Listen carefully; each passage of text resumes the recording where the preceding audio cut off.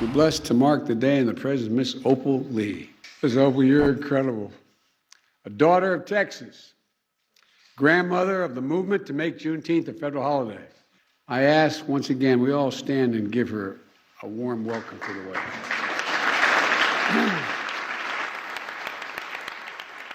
This was the work of many, but Juneteenth as a national holiday may never have happened without Miss Opal Lee. President Biden knows it. That's why he so warmly received the 94-year-old activist today, the grandmother of this movement. For years, Opal Lee crusaded to make Juneteenth a federal holiday. She went all over the country at the various celebrations. Then, in 2016, at the age of 89, she began a 1,400-mile trek from her home in Fort Worth, Texas, to D.C. to bring attention to the cause, stopping at all the different places that celebrate Juneteenth on a state-by-state basis along the way. Since she walked a symbolic 2.5 miles every year on Juneteenth to commemorate the 2.5 years it took for enslaved African Americans in Galveston, Texas, to learn of their freedom, it started to spread. Lee is a descendant of American slaves, a victim of a hate crime when she was just 12. A mob of 500 white supremacists set fire to her home. Her mission finally realized all these years later. I want you to watch her reaction when she first learned Congress passed the bill. The bill is passed.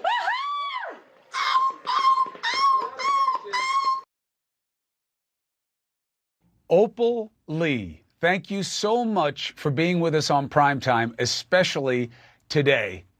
Was this day and Juneteenth becoming a reality as a national holiday, is it how you imagined? I guess I thought it would be like this, but to have it actually happen was, can I use the phrase the children use? It was off the chain. Off the chain. How so? To find out, I knew that the Senate had passed the bill, but I thought the House was going to take a lot longer. And to find out that both of them had, and I'm on my way to Washington, D.C., and going to be in the White House, I don't know how to describe it. I'm humbled by it. I truly am. But you just have to take my word for it. I'm so grateful. Well, so very, very grateful. The country should be grateful for your efforts because you're helping us come together around what we have to remember, what we have to celebrate ourselves, and what we have to promise to do better. What do you want people to know about the struggles you've had over the years in dealing with Juneteenth and wanting it to be recognized? What do you want them to know? Well, I want them to know that it's not just one little old lady in tennis shoes that's wanting Juneteenth to be a national holiday. There's a group called the National Juneteenth Observance Foundation. It was started by Dr. Ronald Myers. Now, Dr. Myers was a medical doctor, a Baptist minister, and a jazz musician all rolled into one. And he's responsible for more than 45 of the celebrations in the United States being held. God rest his soul, but he worked untiringly to make Juneteenth a national holiday. And so, I have followed in his footsteps. I'm so glad we've got it. And so many people have worked at it, not just me. People all over have done their part to make Juneteenth a national holiday. What did it mean to you, Ms. Lee, when you heard that there was opposition in the House and why there was opposition and what they were pushing back on? What do you say to that? Well, to begin with, the Senate had tried unanimously to have that vote in the fall, and that one lone senator named Ron Johnson had dissented. Now, he had wanted to make Juneteenth a national holiday instead of Columbus Day. When it was time for him to vote for the bill we had, he didn't do it, my heart sank. But I was at the press club in the spring, and Senator Markey and Senator John Cornyn authored bills because that one had died that we were working with before. And Sheila Jackson Lee, House of Representatives, authored a bill in the House the same day.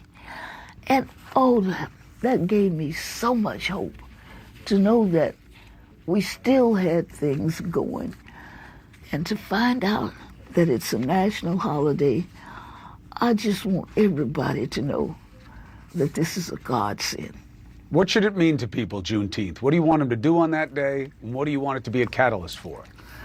I want them to know that Juneteenth is a bridge to freedom. We have Juneteenth. I think we should celebrate from the 19th of June to the 4th of July. You know, we weren't free on the 4th of July, 1776. And I want them to know it's not a black thing. It's not a Texas thing. None of us are free until we're all free. And we're not free yet. There are too many disparities. I'm talking about health care. I can get waited on for something and you can't because you don't have insurance.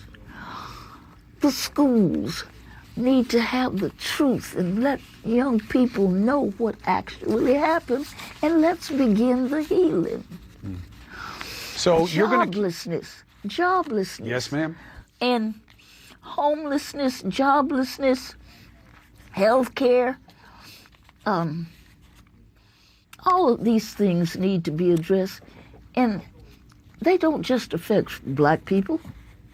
They affect all people. Mm-hmm. And if we work together to dispel them, what a great country this would be. You mentioned yourself earlier as an old lady with tennis shoes. Now, the tennis shoes was a reference to the annual walk you do. You started doing it in 2016, 2.5 miles. What inspired the first walk? Oh, I just got to thinking when I was about 89 that there must be something I could do to make people aware of Juneteenth and its significance. And so I gathered some people at my church. My pastor was there, the church musician, a county commissioner, a school board member, and other people, and they gave me a send-off. I walked 2.5 miles from that church. The next morning, I started where I left off. I walked through Arlington, Grand Prairie, Dallas, Box Spring, Joppa, before my team says, not gonna be like that. Someone had promised us an RV so I'd be able to rest, but they decided what I was doing was too political. Can you believe that? Jeez. And so my team said I would only go where they had Juneteenth and where I was invited. I was invited all over these United States. I mean, Shreveport, Texarkana, Little Rock, Fort Smith,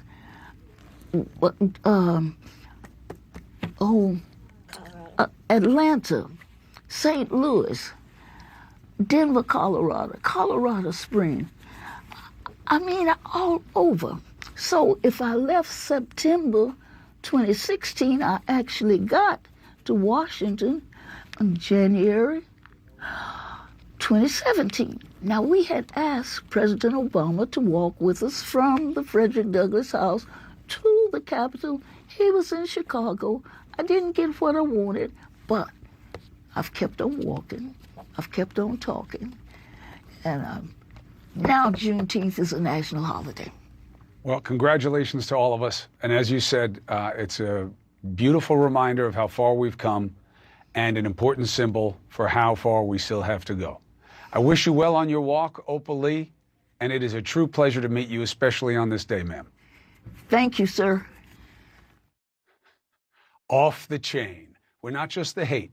We are Opal Lee, too. We'll be right back.